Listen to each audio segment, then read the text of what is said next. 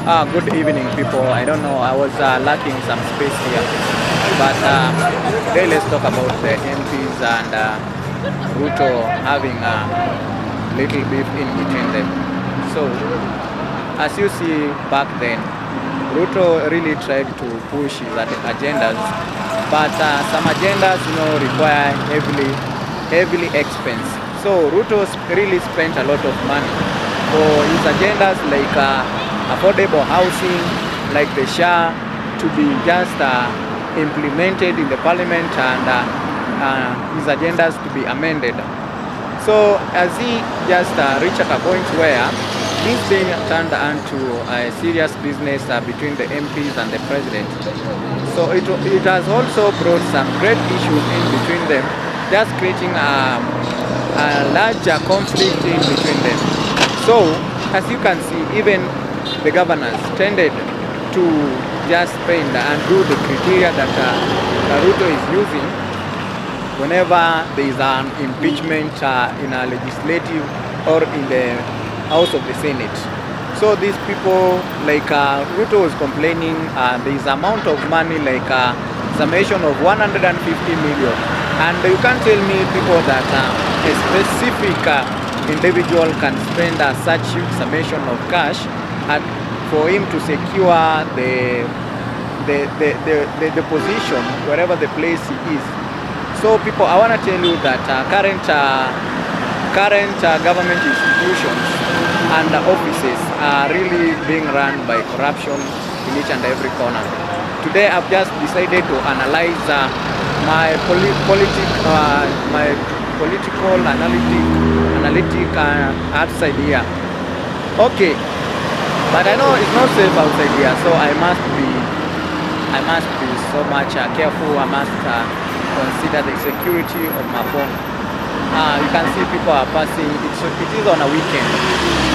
Okay, let me tell you, people, it's very, very, very hard. It's very hard for any government official to be able to bring forward his or her issue in the Senate. As you can see, there are some little quarrels. But the president has just reached a point where it's so much exhausted with how MPs are really just acquiring a lot of money for them to just pass any agenda or for them to pass any bill. And each and everything that are being conducted in the government currently is being pushed with money. And who suffers a lot? These are Kenyan citizens who pay the taxes, and they really suffer a lot and to their pockets and to their investment. Even you can see there is a low running of businesses outside here. Businesses are really running low. Businesses are really going down because of this corrupt government. As we can see that government previously used netizens' money to just tell the citizens that they are really working resolving the issue of corruption and to this nation. But there's no corruption that is being solved outside here, because you can see the government is intending to just use the EACC officers to go arrest some political officers, some corrupt officers, and these will not even convince our mind that so this will not convince the mind of citizens that the corrupt center is being dealt with by the government. Leave alone, those are the kids that are just strolling. It's on a weekend, people. So like EACC officers arresting some police officers, traffic officers, to show that the government is working on the issue of corruption. That does not qualify us to garner a trust with them. The people really lost the trust with the government. People really just nowadays, people, they don't even trust any idea brought forward by the government that are gonna help or change any citizens' living standard, because everything it has been demolished with corruption. Everything has just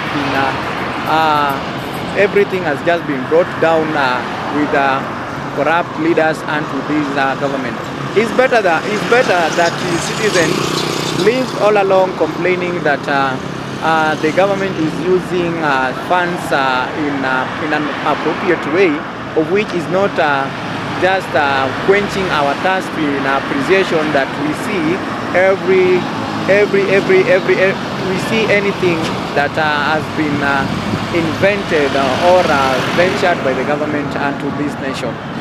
So corruption is really killing our nation, and I can tell you very well, and I can tell you clearly, as you can see, there is a fight in between the executive and the legislative.